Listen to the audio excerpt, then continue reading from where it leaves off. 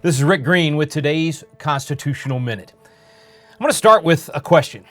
Would you rather have safety or liberty?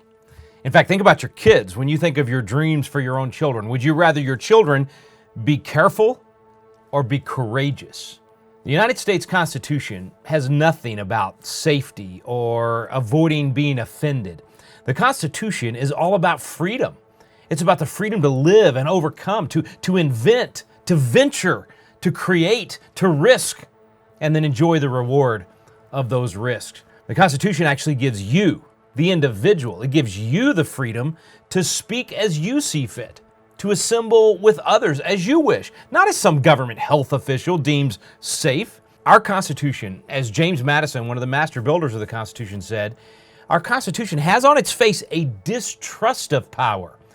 That's why it doesn't empower the politicians, it empowers the people, it empowers the patriots. I think our presidential election this year has really shown, and not just the presidential election, but the way politicians across the country have responded to COVID.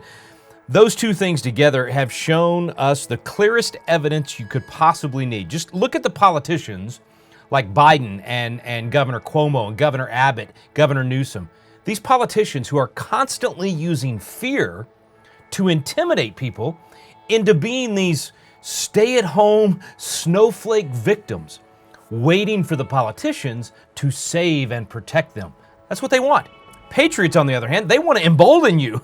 They want to inspire you to be courageous explorers, inventors, trailblazers that live life and enjoy the fight and live free. Politicians, they talk about safety. Patriots, they talk about liberty. Politicians see you as a helpless victim. A patriot sees you as a champion, an overcomer.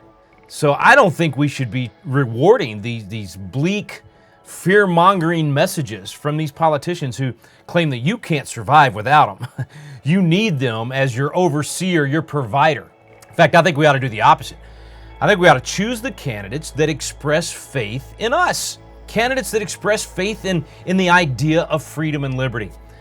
Candidates that commit to preserving our liberty rather than trying to bring in some kind of utopian fake news version of safety. One of my favorite Ronald Reagan quotes, for those of you that know, I am a bit of a Reagan fanatic, all right? I've got a son I named Reagan. I got another son born on Ronald Reagan's birthday, and we used to have a dog named Dutch. I think I have every book ever written about Ronald Reagan. He's kind of like my political godfather, if you will. Even did a documentary about President Reagan years ago. You can get it on our website, patriotacademy.com. But here's one of my favorite quotes from President Reagan that I think fits the moment today. He famously said, "The future doesn't belong to the faint-hearted. It belongs to the brave." Now that quote is great, but when you put it in context, it's even greater.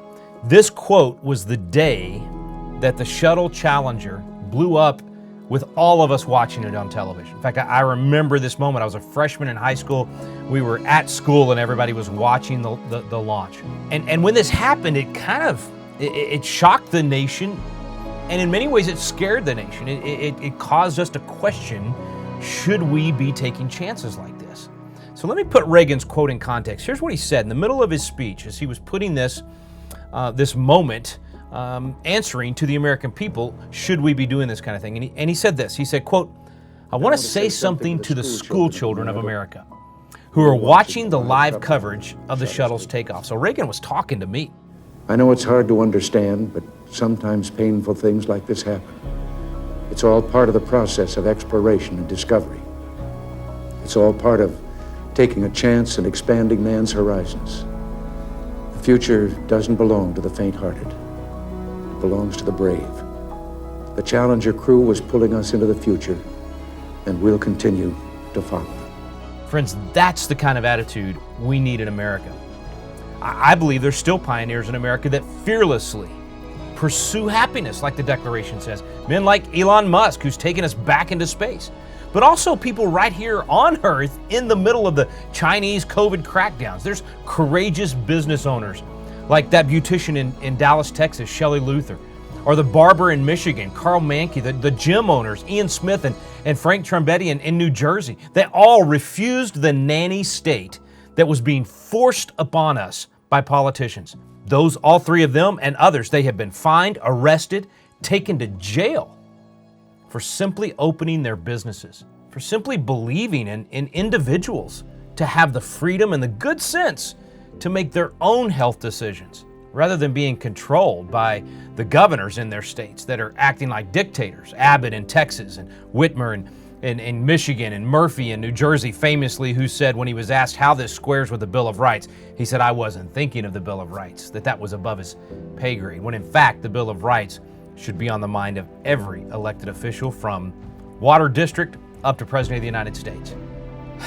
Those folks stood with courage. They went to jail. They paid a price to try to wake up America.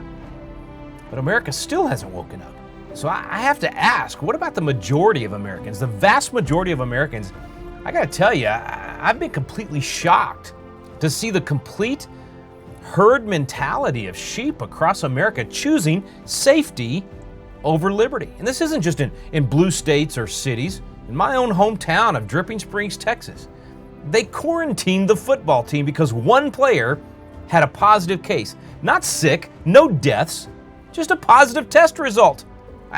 Even in Dripping Springs, Texas, I go out to the grocery store, I'm the only one without a mask. And speaking of the football team, I mean, these kids are more likely to be struck by lightning than die of COVID. We continue to completely upend the lives of our people as if we're facing a massive Ebola or smallpox outbreak, rather than a virus that's 99.9% survivable. We have become the most highly educated idiots in history. I mean, look at the things we're doing. We're like a bad Saturday Night Live skit. We're a parody of ourselves. It's true. We're more educated than any previous generation, yet we are absolutely blind to the science, the data, the reality right before our eyes. And if COVID was as dangerous, if it was so dangerous as to justify all this silliness, then think about it. Just use your mind for a moment and think about this. If it was that dangerous, millions would be dead after the protests this summer. All of Dripping Springs would be dead after 650 people came over to my house for our big MAGA rally. And South Dakota and Sweden, I mean, forget it, they would be wastelands. But instead, South Dakota and Sweden are thriving. South Dakota has a 4% unemployment rate. People are moving there in droves. They've had no shutdowns, no mask mandates. They are embracing freedom because Governor Kristi Noem said, "I didn't shut down a single business because government does not have the authority to decide who's essential and not essential." They're embracing freedom and they're not living in fear. Now, I think I know why we have embraced all of this. Now, and you may think this is silly. And when I say embraced all this, I mean the crazy stuff.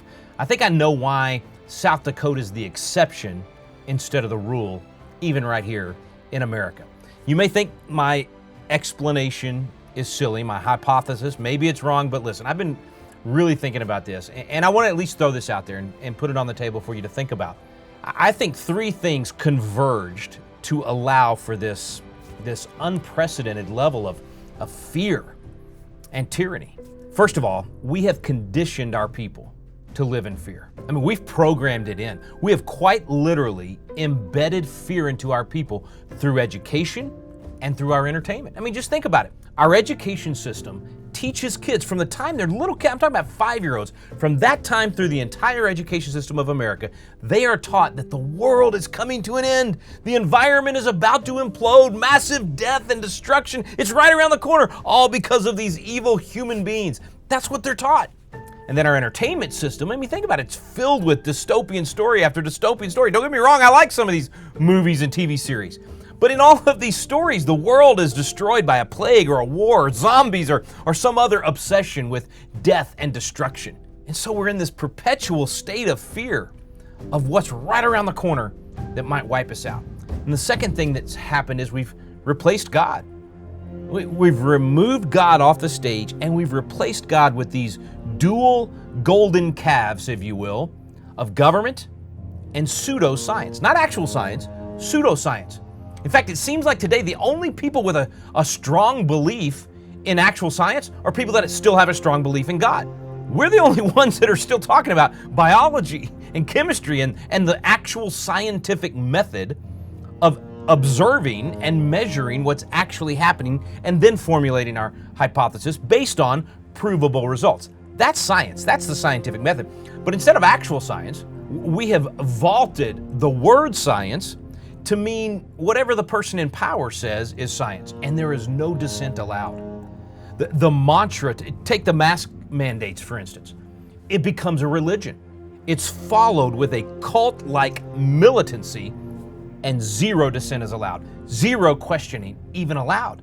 Scientific studies not even published because it dissents from what the people in power have said. Now that's not actually new. It sounds appalling and sounds like we're in this really weird kind of first time ever in our history situation, but it's actually exactly what the global warming zealots have done for decades. The main point here is that by replacing God with government and pseudoscience, there's very little faith in God. And instead of people relying on God, we rely on government to protect and save us from everything, including from poverty to disease like we're facing right now. And government's completely incapable of doing any of that. So number one, we've just conditioned ourselves to walk around in fear and be ready for the next dystopian scenario to hit us. And then number two, we've taken God out of the equation and replaced God with government and pseudoscience. And then the third thing is really a byproduct of the second thing, and that is by removing God from the equation of American life, we're desperate for purpose, for meaning. People are hungry for a righteous cause. So we've created this national crisis out of something with far, far more in common with modern influenza than with the Spanish flu of 1918 or smallpox or Ebola. COVID is quite literally not even in the same league as those mass killers. But we are wired to want to be in a fight. You know, we want to be in a good cause. We want to be part of something bigger than ourselves. We want to have something to rally behind. And so we have taken what should have been a difficulty amounting to a footnote in a medical journal 100 years from now, and we've turned it into global chaos, destruction on a level that's going to take decades to recover from. Not to recover from the virus, to recover from the overreactions of governments around the world. So there you have my theory. My theory is that we have gone so far down this road of tyranny based on us acting like, complete idiots. And it is because of a combination of conditioning our people to live in fear, replacing God with these twin golden calves of government and pseudoscience, and then leaving our people desperate for purpose, for meaning, for a righteous cause. And those factors combined have kind of created this perfect petri dish where this nonsense could grow into what has become an absolute global disaster. So let me leave you with how do we get out of it? Because you're probably thinking, thanks, Rick. Appreciate you depressing us and letting us know that's how we got here. Look, there's always a way out, right? And here's how we get out of this. And it's frankly just the opposite of how we got into it. We reverse those three trends. So instead of being given over to fear, we reject the fear-mongering of these politicians, and we embrace Reagan's quote, to not be timid, to not be the ones that are afraid to take action, but instead be the brave. You know, fear was always described by one of my mentors, Zig Ziglar, as FEAR, fear, false evidence appearing real. The evidence is not there. This is pseudoscience being thrown at us right now, but it appears real because it's coming at us from everywhere. We have this absurd, just ludicrous fascination right now, this focus on the case positives, rather than on the hospitalizations and the death rates where we should be focusing. But as long as we can focus on the case positives going up, then they can keep the fear-mongering going on. So while the science that people say they worship, while the science is actually overwhelmingly saying that none of these government controls have helped, they've actually hurt because they only slow, not prevent the spread. They prevent the herd immunity. All of this with a massive cost of other disease and deaths, suicides, economic disaster. None of that was needed. We didn't have to go down that road, but we let false evidence appear real. So we've got to reject the fear and no longer walk around in fear. And that means also restoring God to the proper place, right? We got to restore government and science to their proper place and put God back in the proper place. We don't need to reject or replace God. We need to get back into God's word and follow his commands. He has not given us a spirit of fear, but of power, love, and a sound mind. Sound mind, we need to be thinking people. We need to be researching this stuff. So we got to reject the fear-mongering. We got to put God back in the equation, put government and science in their proper place, respect them and use them. And then lastly, we've got to embrace an actual righteous cause, not a manufactured one. We've got to be willing. I love Joshua 1 and 9. We've got to respond in a way that Joshua 1 and 9 says, have not I commanded you, be strong and of a good courage. Be not afraid, neither be thou dismayed, for the Lord thy God is with you whithersoever thou goest. See, there are so many great causes that you could latch onto right now. There's so many good things that we can be a part of in our communities, in our churches, in our nation. And we can be a part of those righteous causes instead of this manufactured one and approach them in a biblically sound way. But we got to do away with fear. So forget this embracing safety and start embracing freedom. I said to my boys the other day, we were on a trip and we had to split up. I was flying one direction and they were headed back to home, and normally, everybody says, be safe. And I said, I am so tired of everybody saying, be safe. It's actually setting us up for this false sense of security that comes from not doing anything, not taking any chances, not exploring, not inventing, not doing all the things that our Constitution gives us the protections to do. So I finally said to them, don't be safe, be dangerous. Be dangerous to the enemy. Be dangerous to apathy, and be an absolutely existential threat to tyranny. Americans are not snowflakes. We're not cowardly wimps. Our DNA comes from the hardy, mighty men of courage that stormed the beaches of Normandy and Iwo Jima. The kind of men that stood their ground at Lexington. The kind of people, men and women both, that ran into burning Twin Towers, ran up those stairs to save lives. The kind of men and women that have returned to space after not one, but 2 shuttle disasters. Now it's time to take the simple steps of courage to just live our lives. Just open our churches, open our schools, open our businesses. Go vote in person. Refuse to be a part of this cult of masks unless you fit the very small category of people in the very small category of situations where it makes scientific sense to wear them. Otherwise, just say no. Bottom line, choose liberty over safety before we completely lose both. I'm Rick Green. This has been today's Constitutional Minute.